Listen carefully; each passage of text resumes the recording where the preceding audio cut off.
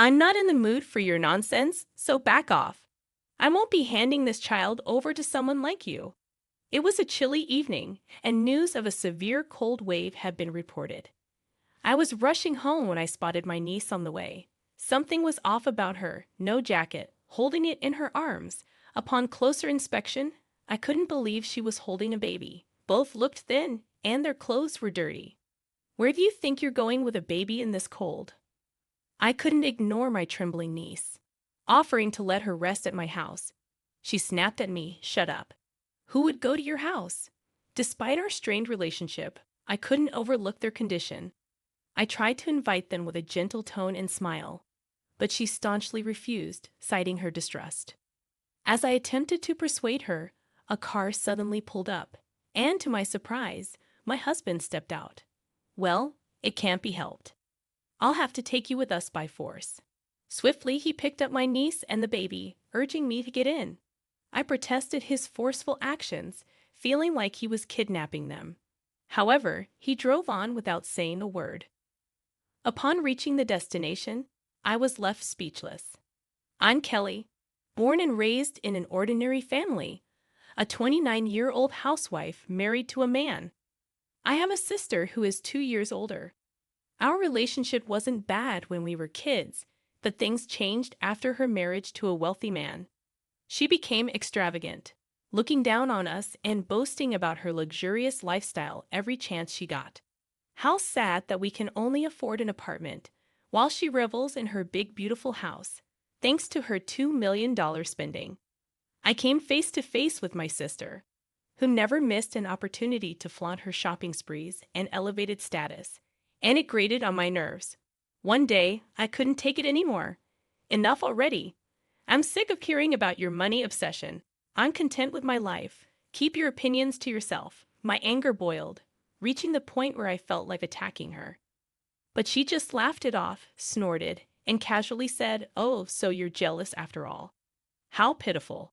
Poor people's jealousy is really an ugly sight." Her nonchalant and contemptuous attitude fueled my deep-seated dislike for her. From that point on, her jabs only intensified. Even at family gatherings, she would maliciously put me and my husband down. "Is that all your husband makes?" "Nothing. I guess he must be a worthless old contractor, huh? Because of that, you have to work part-time jobs too. Poor you. By the way, I heard your wedding was really average, mostly just a room full of family members.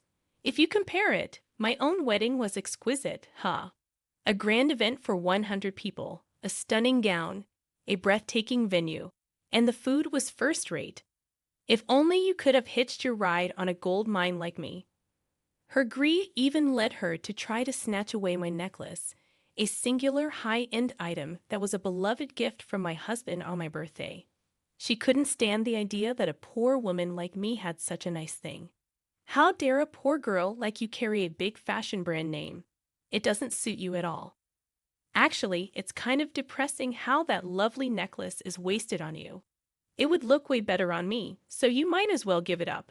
Fortunately, the necklace wasn't taken, but its chain was snapped, leaving me quietly weeping for the love marred by this act of sadism. From then on, I did everything to outright ignore my sister. Avoiding her meant distancing from her family as well. However, my brother-in-law, always occupied with work, spared us no help in our little heartbreaks. Our interactions consisted of trivial comments and tongue bites. Despite his stoic exterior, I regretfully found myself reading him as well in the wretched limelight of my opulent sister. Additionally, Susan, my sister's 9-year-old daughter, seemed to have inherited a certain distaste for us. Dripping the sweet family ordeal with typical fashion disdain, every meeting with my niece was met with glares and minimal response.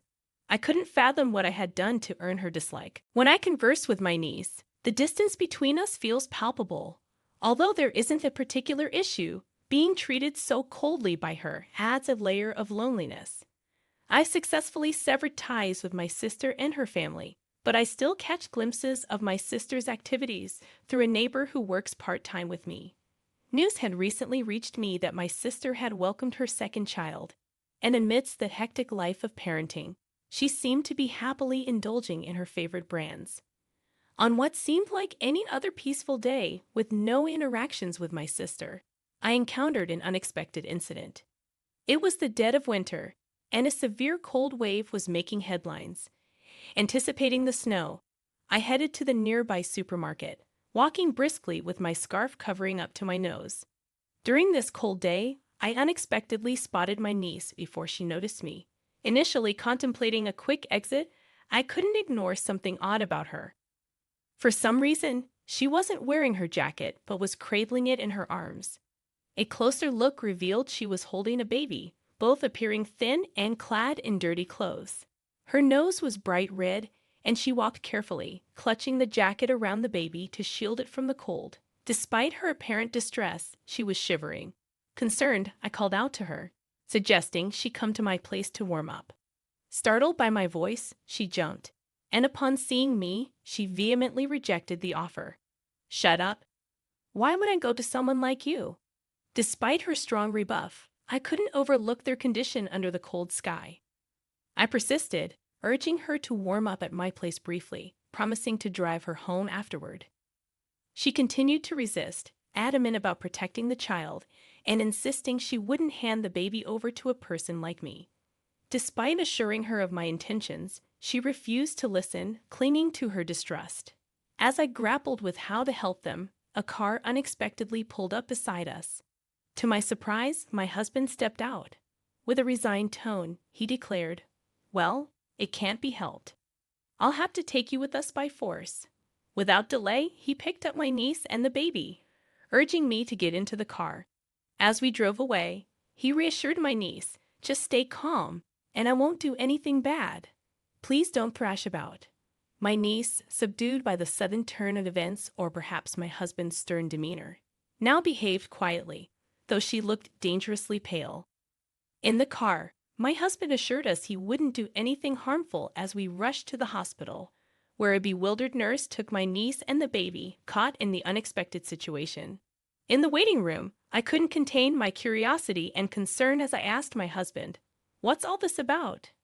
Why were you there just now, and why rush to the hospital?" My tone carried a slight protest, questioning the forceful actions that felt almost like a kidnapping. In response, he gave me a wry smile. He explained, "It was pure coincidence that I was there. Just happened to pass by on my way back from work. I was curious about what you and Susan were arguing about. But more than that, I noticed Susan and the baby's faces were very pale. I just thought I had to get them to a warm place right away." Initially thinking any warm place, like our home, would do, he was shocked by the unusual lightness when he picked up my niece and the baby. Sensing something more than just the cold, he changed the destination from our home to the hospital, where they could receive appropriate care. Although startled by the abrupt car ride, I realized that if my husband hadn't arrived when he did, and it was just me, I wouldn't have been able to do anything. Reflecting on it, I felt grateful for my husband's actions, even if they were a bit forceful. After my niece and the baby's examination, the doctor informed us that they were both suffering from malnutrition and were now receiving IV drips while resting in warm beds. Apart from malnutrition, there didn't seem to be any other abnormalities, providing us with some relief. However, the doctor, suspecting potential abuse due to the circumstances, had already called the police about 10 minutes after the IV was finished, and Susan woke up.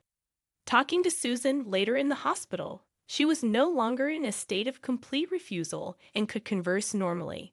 According to her, my sister was away on a trip with her friends, and my brother-in-law was on a business trip as usual. During my sister's absence, she had left all the care of the baby to Susan, instructing her to take care of it. However, without specific instructions, Susan had been imitating what she had seen her mom do. As the baby's condition worsened and started crying in distress, Susan decided to take the baby to the hospital, using her only jacket to wrap the baby despite the cold. During the journey, the realization hit me that had we not found Susan and the baby, they might have collapsed from the cold. The mere thought sent shivers down my spine. My husband, curious about Susan's earlier hostility, asked why she had been acting that way towards me, Susan, looking away awkwardly, revealed that she had been raised to believe a lie, that I was a bad person. This falsehood had been ingrained in her by her mother from a young age.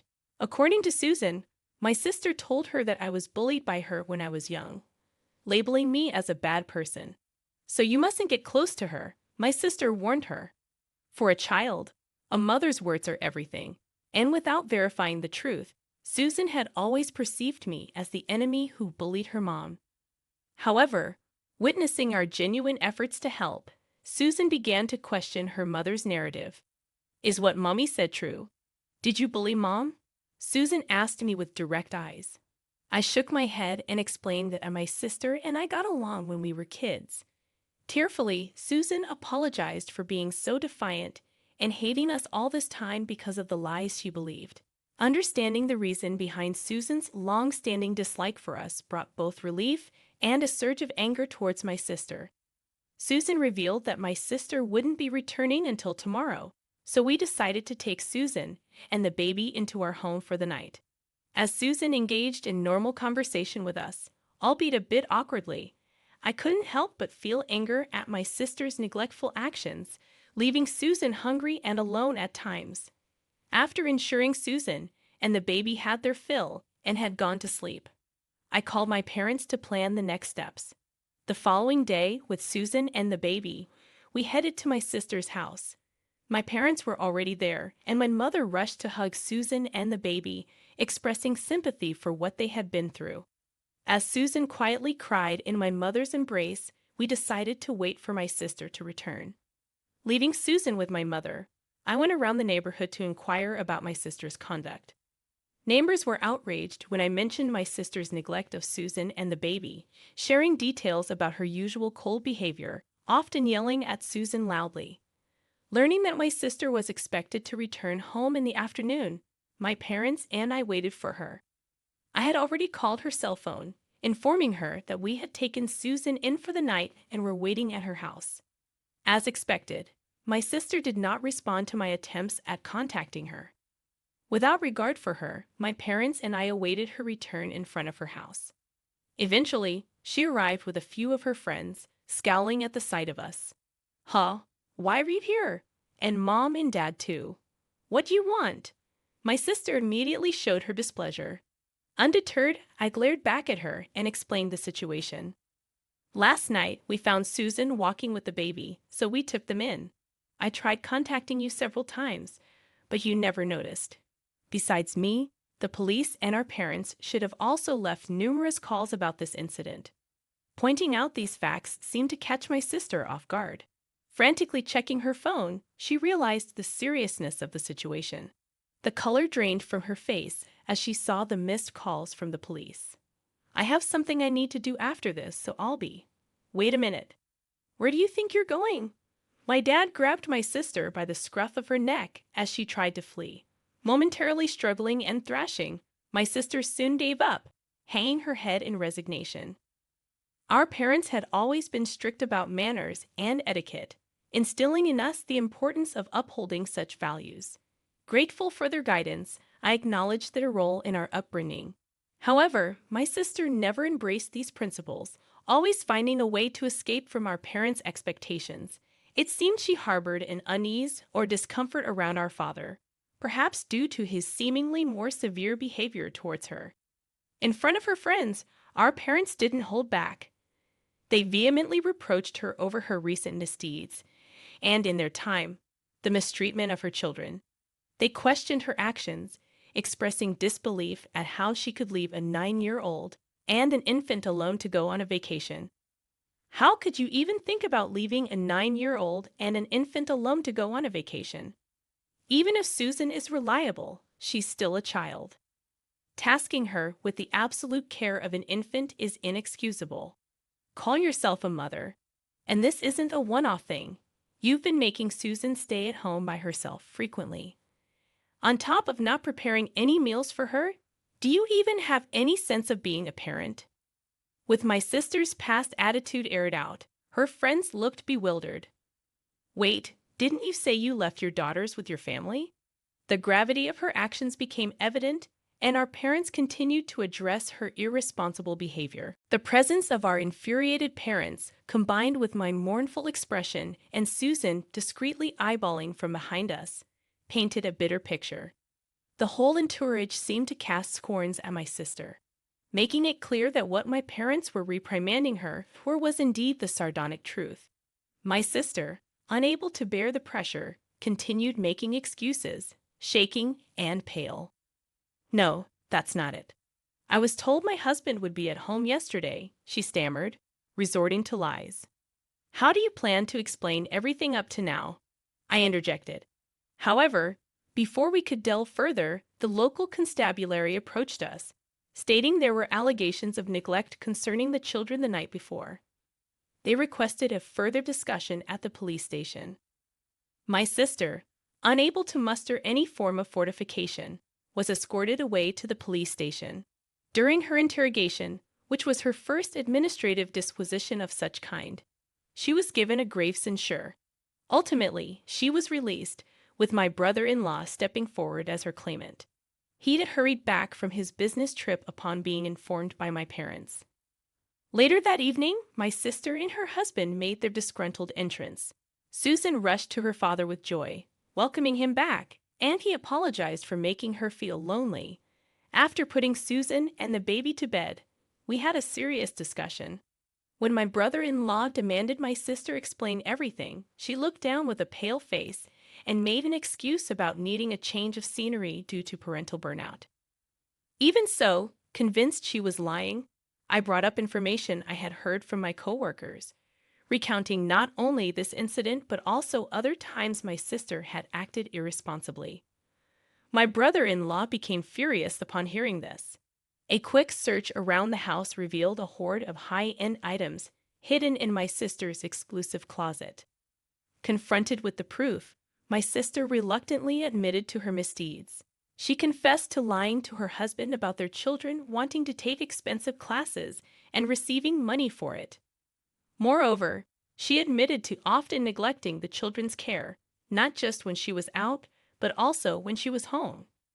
Disappointed in having lost all patience, her husband declared, "I'm disappointed in you. You always said you were handling the housework and the kids properly. Let's get a divorce." Despite everything, my sister quietly accepted the divorce. With no excuses left for her misconduct, my sister sought help from our parents, but they refused to get involved, having disowned her at the time of her divorce. Abandoned by everyone, she lived miserably in what once was a mansion she bragged about, now turned into a cluttered house. On the other hand, my brother-in-law had been trying to change his work style for the sake of the family. He had submitted a request to transfer to a department without business trips, seeking more time with his family. His request was soon to be granted, and he decided to take custody of the children. Our parents wholeheartedly agreed with this decision. Susan, delighted to be living with her dad, expressed her joy, saying, "I get to live with Daddy." My sister, with no one on her side, hung her head in defeat. After the divorce, my brother-in-law and Susan moved close to my house to make up for the lack of interaction. My husband and I occasionally played with Susan and her sibling. Since the incident, Susan had grown attached to us, so we often took care of her and the baby when my brother-in-law's work ran late. The baby was growing up healthy and at a cute stage, and we spent our days watching the children grow, living our lives filled with happiness.